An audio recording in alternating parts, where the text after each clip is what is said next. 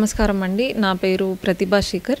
నేను ఇటీవల రిలీజ్ అయిన గ్రూప్ 1 రిజల్ట్స్‌లో నాకు 483.5 స్కోర్ వచ్చింది. అదే కాకుండా గ్రూప్ 2లో కూడా మంచి మార్క్స్‌తో 362.785 మార్క్స్‌తో నాది గ్రూప్ 2 క్లియర్ అయింది. గ్రూప్ 3 కూడా 160 ర్యాంక్‌తో క్లియర్ అయింది. అంతకుముందు కూడా గ్రూప్ 4 కూడా నాకు మంచి ర్యాంక్‌తో క్లియర్ అయిందండి. ఫ్యామిలీ బ్యాక్‌గ్రౌండ్ వచ్చేసి మా మదర్ తెలంగాణ సెక్రటేరియట్‌లో ఫినాన్స్ డిపార్ట్మెంట్‌లో జాయింట్ సెక్రటరీగా వర్క్ చేస్తున్నారు. మా ఫాదర్ అడ్మినిస్ట్రేటివ్ ఆఫీసర్ ఎల్ఐసి ఇండియాలో. ఇద్దరు కూడా గవర్నమెంట్ సైడ్లోనే ఉండి చిన్నప్పటి నుండి వాళ్ళు ఇస్తున్న సర్వీసెస్ చూస్తూ పెరిగాను నేను. సో వాళ్ళే నాకు పెద్ద ఇన్స్పిరేషన్ గవర్నమెంట్ సర్వీస్ సైడ్ రావడానికి. నా ఎడ్యుకేషన్ వచ్చేసి నేను 10th వరకు నా schooling saint Ann's high school బొలారంలో జరిగింది. దాని తర్వాత శ్రీ చైతన్య జూనియర్ కాలేజ్లో నేను నా ఇంటర్మీడియట్ అన్నది ఫినిష్ చేసుకున్నాను. ఆ తర్వాత ఎన్ఐటి వరంగల్లో బీటెక్ కంప్యూటర్ సైన్స్లో నా గ్రాడ్యుయేషన్ అన్నది అయ్యింది. సో సాఫ్ట్వేర్లో it's a very good college. అంత సాఫ్ట్వేర్ బ్యాక్గ్రౌండ్తో కూడా నేను ఎప్పుడు ప్లేస్మెంట్స్ కోసం వెళ్ళలేదు. నాకు ముందు నుండి కూడా గవర్నమెంట్ సర్వీస్ వైపు రావాలన్నదే నా థాట్ ఉండింది. ఎందుకంటే నేను చిన్నప్పటి నుండి మా పేరెంట్స్తో అలా ఇన్స్పైర్ అయ్యాను కాబట్టి. అండ్ ఆ విధంగా నేను గ్రాడ్యుయేషన్ అయిపోగానే ప్లేస్మెంట్స్ ఆర్ కంపెనీస్లో వర్క్ చేయడానికి వెళ్ళకుండా నా ప్రిపరేషన్ అన్నది ఆల్మోస్ట్ 2021 నుండి చేస్తున్నానండి. ఇనిషియల్లీ నేను యూపీఎస్సీ ప్రిపరేషన్ మొదలుపెట్టాను. సో నేను ఎప్పుడు కూడా యూపీఎస్సీకి కానీ గ్రూప్ 1కి కానీ కోచింగ్ లాంటిది ఏమీ తీసుకోలేదు. ఏ ఇన్స్టిట్యూట్ ఎప్పుడు జాయిన్ అవ్వలేదు. నాకు మాత్రము నేను ప్రిలిమ్స్కి అండ్ మెయిన్స్కి ముందు నేను టెస్ట్ సిరీస్ అయితే తీసుకున్నాను. So that it will help us to check చేసుకోవడానికి మనం కాంపిటీషన్లో ఏ పొజిషన్లో ఉన్నామని తెలుసుకోవడానికి. దానికి మంది అడిగే క్వశ్చన్ నన్ను ఏంటంటే ఎన్ని అవర్స్ ప్రిపేర్ అయ్యేవాళ్ళు, అలాంటి క్వశ్చన్స్ నాకు చాలా వస్తుంటాయి. జనరల్గా ఎగ్జామ్స్ లేని అప్పుడు వాట్ వి ప్రిపేర్ ఇస్ ఒక 5 to 6 అవర్స్కి మించి ఒక రోజుకి చదవము. కానీ ఎగ్జామ్ దగ్గర పడుతున్న కొద్దీ ఒక 7 to 8 hours you should be able to put in ప్రిపరేషన్లో అంతా. అపార్ట్ ఫ్రమ్ దట్ కూల్గానే చదువుకోవచ్చు. ఈ ప్రిపరేషన్లో ఉన్న మేజర్ డిసడ్వాంటేజ్ ఏంటంటే మనకి నాలెడ్జ్ కంటే ఎక్కువ అది మెంటల్ స్ట్రెంగ్త్ని టెస్ట్ చేసే ఎగ్జామ్. ఎందుకంటే కొన్ని ఇయర్స్ టుగెదర్ మనకి రిజల్ట్స్ అన్నవి కనిపించవు.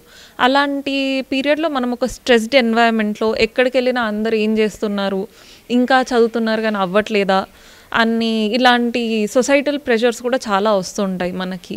సో మన ఓన్ మెంటల్ స్ట్రెస్ని, ఈ అవుట్డోర్ స్ట్రెస్ని మనం కంట్రోల్ చేయడానికి మనకంటూ కొన్ని ఎక్స్ట్రా కరికులర్ యాక్టివిటీస్ అన్నది ఉండాలి. నాకు కాలేజ్ డేస్ నుండి నేను యాంకరింగ్ అన్నది బాగా చేసేదాన్ని. దీనికోసం అని నేను చాలా షోస్ కూడా చేశాను. ఎస్పెషల్లీ రవీంద్ర భారతిలో బతుకమ్మ ఫిల్మోత్సవం అని ఒక అవార్డ్ సెరమనీ ఉంటుంది షార్ట్ ఫిల్మ్ కాంపిటీషన్స్కి. అండ్ కాలేజ్ డేస్లో కూడా చాలా యాంకరింగ్ చేసేదాన్ని. అండ్ ట్రావెలింగ్ బాగా చేస్తాను నేను. 3 to 4 మంత్స్కి ఒకసారి ఒక కొత్త ప్లేస్కి వెళ్ళడం, దాన్ని ఎక్స్ప్లోర్ చేయడం, అక్కడ కొత్త పీపుల్ని మీట్ అవ్వడం, వాళ్ళకున్న ప్రాబ్లమ్స్ ఏంటో చూడడం. దీనివల్ల మనకి ఒక కొత్త ఎనర్జీ రీజువెనేట్ అవ్వడమే కాకుండా మనకి వాళ్ళ ప్రాబ్లమ్స్ చూసినప్పుడు మనవి చాలా చిన్నగా అనిపిస్తాయి. దీనివల్ల మెంటల్ స్ట్రెస్ అన్నది ఒకటి బ్యాలెన్స్ అయిపోతుంది. అదంతా కాకుండా నేను వీక్లీ అట్లీస్ట్ నా ఫీలింగ్స్, ఎమోషన్స్ ఏవైతే వచ్చేవో అవన్నీ పోయిటరీ రూపంలో అట్లా రాయడానికి ట్రై చేసేదాన్ని. అలా నేను రాసిన పోయమ్స్ అన్నిటి యాంథాలజీ మన్ షాయరానికా అని ఒక బుక్ కూడా పబ్లిష్ అయ్యింది 2021లో. సో వీటి వల్ల ఏం జరుగుతుందంటే మన మైండ్ ఆ పర్టికులర్ టైంలో ఈ స్ట్రెస్ నుండి డైవర్ట్ అయిపోయి మనం ఒక క్రియేటివ్ స్పేస్లోకి వెళ్ళిపోతాం. దానివల్ల స్ట్రెస్ అన్నది తగ్గిపోతుంది. నేను నా 4 years ఆఫ్ ప్రిపరేషన్లో కూడా ఓన్లీ ఒక వీక్లో 5 to 6 డేసే చదువుకొని 1 or 2 days ఈ క్రియేటివ్ స్పేస్ కోసం వాడుకునేదాన్ని. అండ్ 3 to 4 monthsకి ఒకసారి 4-5 days అలా ఎక్కడికైనా వెళ్ళిపోయి కొత్త ప్లేసెస్ ఎక్స్ప్లోర్ చేసేదాన్ని. ఇదంతా కాకుండా మా పేరెంట్స్ సపోర్ట్ అన్నది నాకు చాలా ఉండింది. జనరలీ ఎలా ఉంటారంటే పేరెంట్స్ అమ్మాయిలు కదా వీళ్ళని చదివించాలా, లేకపోతే ఇన్ని ఇయర్స్ ఏ జాబ్ లేకుండా ఇంట్లో కూర్చోబెట్టాలా. సొసైటీ కూడా అలానే ఉంటుందండి. వీళ్ళకి తగ్గట్టుగానే పెళ్లి చేసేయచ్చు కదా, లేకపోతే వేరే ఫీల్డ్లోకి పంపించవచ్చు కదా, అమ్మాయిలకి ఇంత స్ట్రెస్ఫుల్ ఎగ్జామ్స్ ఇవన్నీ అవసరమా అని. But I totally disagree with it.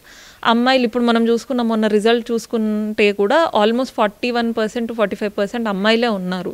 So ఏ విధంగా కూడా అబ్బాయిలకి తగ్గకుండా అమ్మాయిలు వాళ్ళతో సమానంగా ఇప్పుడు దే ఆర్ లీడింగ్ ఇట్. ఇంకా చెప్పాలంటే అమ్మాయిలనే మనం ఇంకా ప్రోత్సహించాలి. నాకు మా ఇంట్లో నుండి చాలా ఎంకరేజ్మెంట్ ఉండేది. ఎప్పుడు కూడా వాళ్ళు నా ఎక్స్ట్రా కరిక్యులర్ యాక్టివిటీస్ని కూడా దే డి నాట్ అబ్జెక్ట్, ఎందుకు చదువుకోకుండా ఇవన్నీ ఎందుకు చేయడం అని. చిన్నప్పటి నుండి కూడా అన్నీ బ్యాలెన్స్ చేస్తూ ఆల్రౌండ్ డెవలప్మెంట్లో ఉండాలి అన్న కాన్సెప్ట్లోనే మేము ఉన్నాము. దిస్ లీడ్స్ టు ఒక జాయ్ఫుల్ లెర్నింగ్ అనమాట. సో దట్ స్ట్రెస్ పడకుండా చదువుకోవడం అన్నది. సో ఎవరికైనా సరే పేరెంట్స్కి especially what I'd like to say is పిల్లల్ని ఎప్పుడైనా ఎస్పెషల్లీ అమ్మాయిలని ఎంకరేజ్ చేస్తూ ఉండండి. పెళ్ళి ఆర్ వేరే ఫీల్డ్స్, సేఫ్ ఫీల్డ్స్ ఇవి కాకుండా వాళ్ళని ప్రోత్సహించండి ఇలాంటి రిస్కీ ఫీల్డ్స్లోకి వెళ్ళడానికి. Because they are capable of doing a lot of things, miraculous achievements అన్నవి రావచ్చు. స్టార్ట్ చేసింది ప్రిపరేషన్ అయితే యూపీఎస్సీ కోసం స్టార్ట్ చేశానండి. యూపీఎస్సీకి మన గ్రూప్స్కి ఉన్న మేజర్ డిఫరెన్స్ వచ్చేసి తెలంగాణ సిలబస్ అన్నది యాడ్ అవుతుంది. దానివల్ల ఆల్మోస్ట్ 40% సిలబస్ అన్నది మనకి ఎక్స్ట్రా అడిషన్ అవుతుంది. నాకు అడ్వాంటేజ్ ఏంటంటే నేను 2 years ఆల్రెడీ యూపీఎస్సీ ప్రిపేర్ అవ్వడం వల్ల the Indian part of the syllabus, Indian geography, Indian history ఇవన్నీ నాకు ఆల్రెడీ కవర్ అయిపోయి ఉన్నాయి. But additionally Telangana geography, Telangana history, Telangana movement ఇలాంటివి కొన్ని తెలంగాణ స్పెసిఫిక్ సబ్జెక్ట్స్ చదువుకోవాల్సి వచ్చింది. దీంట్లో ఉన్న డిసడ్వాంటేజ్ ఏంటంటే మనకి గ్రూప్స్ ఇన్ని ఇయర్స్లో నోటిఫికేషన్ పడలేదు. గ్రూప్ 1 చూసుకుంటే last notification was in 2011. So మనకు మార్కెట్లో మెటీరియల్ అన్నది చాలా తక్కువగా ఉండింది. But once you find the right material, కొంచెం ఎక్కువ డెడికేషన్తో తెలంగాణ సిలబస్ పైన కూడా ఎక్కువ ఫోకస్ పెడితే groups is also very easy to crack. Group 1 అయినా 2, 3, 4 ఏదైనా సరే. ఇయర్స్లో నేను చాలా బుక్స్ చదివేదాన్ని. ఫర్ ఎగ్జాంపుల్ గాంధీ గారిది my story of experiments with truth అని ఉండేది, అబ్దుల్ కలాం గారిది వింగ్స్ ఆఫ్ ఫైర్, ఇలాంటి ఇన్స్పిరేషనల్ బుక్స్ చాలా చదివి వాటి నుండే మోటివేట్ అయ్యేదాన్ని.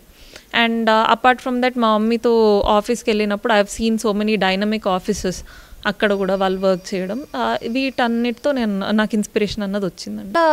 స్ట్రెస్ఫుల్ ఎన్వైర్న్మెంట్ అయితే ఉంటుందండి, ఎందుకంటే 4 years మనం ఏం చేయకుండా ఉంటాం. ఫస్ట్ 2 years మనకు పెద్దగా అనిపించదు. బట్ దెన్ ఎస్పెషల్లీ నాది ఇంజనీరింగ్ బ్యాక్గ్రౌండ్ అవ్వడం వల్ల నా ఫ్రెండ్స్ అందరూ వాళ్ళు చాలా మంచి పొజిషన్స్లో సెటిల్ అయ్యి ఉన్నారు. ఇప్పుడు మనం ఎంత అనుకోకపోయినా కానీ ఆ కంపారిజన్ అన్నది ఒకటి నడుస్తూ ఉంటుంది. అరే మనం వాళ్ళలా ఉంటే మనం కూడా ఇప్పుడు ఈ పొజిషన్లో ఉండేవాళ్ళం కదా, ఇప్పుడు ఇది అన్సర్టన్గా మనకు వస్తుందో రాదో తెలీదు, మనకి ఇంత ప్యాకేజ్ వచ్చేది, ఆర్ ఈవెన్ మోర్ ఇప్పుడు ఇంకా ఫెయిలియర్ లాగానే మిగిలిపోయాము, పేరెంట్స్ దగ్గర నుండి మనీ తీసుకోవాల్సి వస్తుంది, బయటికి వెళ్తే ఏం చేస్తున్నాము అన్న క్వశ్చన్కి మన దగ్గర ఆన్సర్ ఉండదు. సో ఇది ప్రతి ఒక్క ఆస్పిరెంట్ ఫేస్ చేసే ఒక చాలా స్ట్రెస్ఫుల్ పీరియడ్ ఆఫ్ టైం. కానీ మన డ్రీమ్స్ పైన మనకు ఒక నమ్మకం ఉండి మనం ఏది ఏమైపోయినా సరే, irrespective of government, irrespective of court cases, irrespective of anything, మీరు పొద్దున్న లేచి ఆ బుక్ పట్టుకొని మీరు చదవగలిగితే, మీరు ఆ ఎఫర్ట్ అన్నది పెట్టగలిగితే you will finally see the results at some point of time, అదైతే చెప్పగలను. రీసెంట్గా అయితే గ్రూప్ 1 సర్వీస్ వచ్చింది, జాయిన్ అయ్యి డెడికేటెడ్ సర్వీస్ అయితే ఇవ్వాలనుకుంటున్నాను for the public. Apart from that if destiny and time favours UPSC కూడా మళ్ళీ అటెంప్ట్ ఇవ్వాలి అనుకుంటున్నాను. యువర్ డ్రీమ్స్ అంతే, మీకు సొసైటల్ ప్రెషర్ వల్ల ఆర్ పేరెంట్స్ చెప్పడం వల్ల ఆర్ ఫ్రెండ్స్తో కంపారిజన్స్ వల్ల ఎప్పుడూ బ్యాక్ డౌన్ అవ్వకండి. Listen to your heart. మీరు ఎప్పుడు ఏదైతే డ్రీమ్స్ చేస్ చేద్దాం అనుకుంటున్నారో అదే చెయ్యండి. అట్ సమ్ పాయింట్ మీరు దానికే డెడికేటెడ్గా కూర్చుంటే మీకు రిజల్ట్స్ అన్నవి కనిపిస్తూ ఉంటాయి. ఐఎమ్ పిఆర్ శేఖర్ అండి, working as administrative officer in LIC zonal office, secretariat పక్కన ఉంది కదా, దాంట్లో చేస్తాను నేను. మా మిస్సెస్ ఏమో జాయింట్ సెక్రటరీగా తెలంగాణ సెక్రటేరియట్లో చేస్తారు. ఒకటే పాప. ఆమెని ఇంకా బయట పంపాలి, ఫారెన్ పంపాలనే ఉద్దేశం లేకుండే మాకు. ఎలాగైనా ఇక్కడే ఏదైనా మంచి జాబ్లో పెట్టాలనే ఉద్దేశమే ఉండేది మాకు. అందుకోసం మేము ఎంత కష్టమైనా పడ్డాము. ఆమె 10th నుంచి కాదు, ఇంటర్మీడియట్ కూడా నేను మార్నింగ్ 7:30కే తీసుకొని వెళ్ళిపోయేది కాలేజ్కు, ఎస్ఆర్ నగర్కు. అక్కడే ఆఫీస్ ఉండేది నాకు. 8:30కే నేను ఆఫీస్ తెరిచేది మాది, పాప నిడిచి. మళ్ళీ వచ్చేటప్పుడు కూడా 5:30 వరకు ఉండి తీసుకొని వచ్చేది. అట్లా 2 years కష్టపడ్డ తర్వాత ఆమె ఎన్ఐటి వరంగల్కి వెళ్ళింది. వరంగల్ తర్వాత 4 years తర్వాత కరోనా టైంలో ఆమె పాస్ అవ్వడము, మళ్ళీ ఇక్కడ ఇంట్లోనే ఉండడము. ఆ టైంలోనే ఆమె గొప్పగా గవర్నమెంట్ జాబ్స్, మంచి జాబ్స్ సంపాదిస్తాననే ఉద్దేశం ఉండేది మా పాపకు కూడా. మా మిసెస్ కూడా ఎట్లాగైనా ఇక్కడే ఇండియాలోనే ఏదైనా మంచి జాబు, గవర్నమెంట్ జాబ్ చేయిస్తే మంచిగా, పబ్లిక్ సర్వీస్ అంటే కొద్దిగా బాగుంటుంది అనేది ఒక ఉద్దేశము. అందుకోసం ఆమె యూపీఎస్సికి ప్రిపేర్ అయ్యింది. దాని సబ్జెక్ట్ తెలిసిన తర్వాత 3 years 2 years చదవాల్సిందే అనుకొని ఆమె ఎంతో కష్టపడ్డది. మనకు ఇక్కడ గ్రూప్ 1 గ్రూప్ 2 అన్నీ కూడా ఇప్పుడు కంటిన్యూగా రిక్రూట్మెంట్ రావడము మా అదృష్టం అనుకోవాలి. రియల్గా ఆమె గ్రూప్ 4 కూడా వచ్చింది, గ్రూప్ 3 వచ్చింది, గ్రూప్ 2 వచ్చింది. Now it's group 1 general ranking list వస్తే మాకు చాలా సంతోషం. ఆమె సాధించిన ఈ 483 ర్యాంక్ 483 మార్క్స్ మాకు చాలా సంతోషం అనిపించింది. మేము ఎంతో గర్వపడుతున్నాం దాని గురించి. రిలేటివ్స్ అంటారు, అంటే మా ఎదురు కనకపోయినా వెనకాల అంటారు, మా ఎదురు కొంతమంది అంటారు, అంటే మంచి సాఫ్ట్వేర్ జాబ్ పంపించేస్తే అయిపోద్ది కదా అని. సాఫ్ట్వేర్ జాబ్ పంపిస్తే బాగానే ఉంటుంది, కానీ ఒక్కరికే సరిపోతుంది. పబ్లిక్ సర్వీస్ అంటే కొద్దిగా అందరికీ సేవ చేయాలనే ఉద్దేశం ఉంటుంది. అందులో మంచి జాబ్ వస్తే మంచిగా అనిపించేది మాకు. ఆ ఒక్క ఉద్దేశంతోనే ఆమెకు సాఫ్ట్వేర్ పంపకుండా దీని మీదనే కంటిన్యూటీ చేయించాం మేము. పోస్ట్పోన్ అయినప్పుడల్లా మాకు చాలా బాధ అనిపించేది ఒక్కోసారి, ఎందుకంటే 2 సార్లు రాసిన తర్వాత కూడా క్యాన్సిల్ అయినాయి ఎగ్జామ్స్. మాకు చాలా బాధ అనిపించేది. కానీ ఒక పాపకు, మా పిల్లలకు ఎవరికైనా కూడా ఒక మోటివేషన్ అనేది ఉండాలి. ఏం పర్లేదు బేటా, మేము నీకు ఉన్నాం కదా, ఏం వరి కావాల్సిన పని లేదని చెప్పేది మేము. మా పాప కూడా అర్థం చేసుకునేది, బ్రహ్మాండంగా ఆమె చదువుకునేది. సో నెక్స్ట్ మళ్ళీ 4 months చదవాలి కదా అన్నట్టు కొంచెం బాధపడేది. కానీ ఈసారైనా మాకు నిజంగా న్యాయం జరిగిందనే అనుకుంటున్నాం. పిల్లలు వస్తే ఇంకా మొత్తం చాలా చాలా హ్యాపీగా అనిపిస్తుంటుంది. లేకున్నా 483 మార్క్స్ వచ్చినాయంటే ఆమె గ్రేటు. ఆమె చదివిన చదువు ఆమెకి రావడానికి కారణం కూడా అదే. మేము ఆఫీస్కి వెళ్ళిపోయిన తర్వాత చదువు స్టార్ట్ చేసిందంటే మేము వచ్చే వరకు కూడా చదువుతూనే ఉండేది. మధ్యలో లంచ్కు కొంచెం బ్రేక్ ఇచ్చినా కూడా రాయడం అనేది చాలా కష్టం. 50-60 పేజెస్ రాయడం అనేది చాలా కష్టము. ఆమె చాలా అదృష్టవంతురాలే అనుకుంటున్నాను. నా పేరు సుజాత, జాయింట్ సెక్రటరీ, ఫైనాన్స్ డిపార్ట్మెంట్లో చేస్తున్నాను, తెలంగాణ సెక్రటేరియట్. మాకు ఒక అమ్మాయి అండి, ప్రతిభా శేఖర్. తను ఏది చేస్తానన్నా చేపించడము, పోయిటరీ అయినా చదువులో అయినా ఏదైనా సరే, స్కూల్లో ఏ కాంపిటేటివ్లో ఉన్నా కూడా అన్నిట్లో పంపించేదాన్ని. డ్రామాలు, రైటింగ్, స్టోరీ రైటింగ్లు అన్నీ చేసేది. తను డిబేట్లో కూడా అన్ని ర్యాంక్స్ వచ్చాయి. ఈవెన్ ముందు నుండి అన్ని రంగాల్లో ఉండేది, పెయింటింగ్ అని, డిబేట్లు అని, రైటింగ్ కానీ, ఎస్ఏలు కానీ, అట్లా అన్ని రకాలుగా వెళ్ళింది. ఈవెన్ 10th క్లాస్లోనే తను కార్ డ్రైవింగ్ నేర్చుకుంది. సో ఆ రకంగా మేము ఎక్కడ కూడా తనని వెనక్కి పెట్టకుండా ఎక్కడ తను వెళ్తానంటే ఆ రకంగా పంపించాము. ఎన్ఐటీలో కూడా వచ్చింది, కానీ ఇంకా ఎన్ఐటీ వరంగల్లో మంచి కంప్యూటర్ సైన్స్లో వచ్చింది కాబట్టి ఎన్ఐటీ వరంగల్లో పంపించాము. తర్వాత ప్లేస్మెంట్ కూర్చోకుండా పబ్లిక్ సెక్టర్లో వస్తాను మమ్మీ నేను అని చెప్పేసి అమ్మాయి చాలా 2 years ప్రిపేర్ అయింది. యూపీఎస్సీకి ప్రిపేర్ అవుతున్న క్రమంలో గ్రూప్ 1 వచ్చింది మన నోటిఫికేషన్ 22లో. దాంతో ఇంకా అందరు అన్నారు యూపీఎస్సీ అంటే ఎవ్రీ ఇయర్ వస్తూనే ఉంటుంది. ఈ గ్రూప్ 1 అనేది ఇప్పుడు తెలంగాణ వచ్చిన తర్వాత ఫస్ట్ టైం వచ్చింది. సో ఇక్కడ ముందు ఇదైతే మళ్ళీ ఎప్పుడు వస్తాయో నోటిఫికేషన్ తెలీదు. సో ఫస్ట్ మనము దీనికి ప్రిపేర్ అవుదాము, తర్వాత యూపీఎస్సీ రాయించండి అన్నారు. దాంతో యూపీఎస్సీ నుండి, ఎందుకంటే అక్కడ 60% సిలబస్, ఇక్కడ 40% మళ్ళీ తెలంగాణకి సపరేట్గా ఉంటుంది. దాంతో మళ్ళీ తను ఇటు డైవర్ట్ అయ్యి గ్రూప్ 1కి ప్రిపేర్ అవ్వడం స్టార్ట్ అయింది. అనుకోకుండా 2 సార్లు దాన్ని పోస్ట్పోన్ అవ్వడము, అలా అవ్వడంతోనే ఇది it took 3-4 years of time ఈ ఫైనల్ రిజల్ట్ రావడానికి.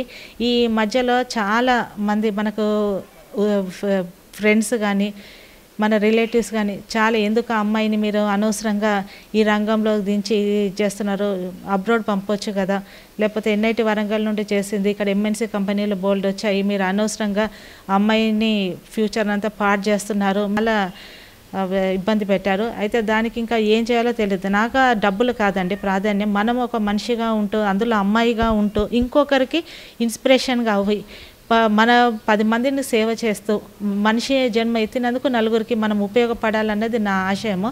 అలాగే నా కూతురు కూడా దానికి రెస్పెక్ట్ ఇచ్చింది. మేము ఇంకా అసలు ఒక స్టేజ్ వచ్చేసింది, అసలు ఇంకా ఎవరిని ఫేస్ చేయలేము మన పరిస్థితిలో. ఫంక్షన్స్కి వెళ్ళేదాన్ని కాదు నేను, ఇంకా మా అమ్మాయిని అయితే కంప్లీట్గా మానేశాను, ఎక్కడికి తీసుకెళ్లకుండా. ఎందుకంటే అందరు అడుగుతుంటే తను ఈ డిప్రెషన్, బయట ఈ సొసైటీది ఫేస్ చేయాలి, తను ఫ్రెండ్స్ అందరు కూడా సంపాదిస్తున్నారు, నేను ఇంకా మా అమ్మ నాన్న మీద డిపెండ్ అయ్యాను, నేను ఏంటి ఇది నా పరిస్థితి అని ఒక్కొక్కసారి చాలా డిప్రెషన్లోకి వెళ్ళేది. నాన్న అది కాదురా, వన్ డే విల్ కమ్, నువ్వు 10 మందికి వస్తారన్నట్టుగా ఈరోజు అనుకోకుండా ఇంత మంచి ర్యాంక్ రావడము, we hope that she'll get a good post ఇందులో కూడా గ్రూప్ 1 ఉన్న వాటిల్లో. అది చాలా మాకు ఈరోజు చాలా సంతోషంగా ఉన్నామండి.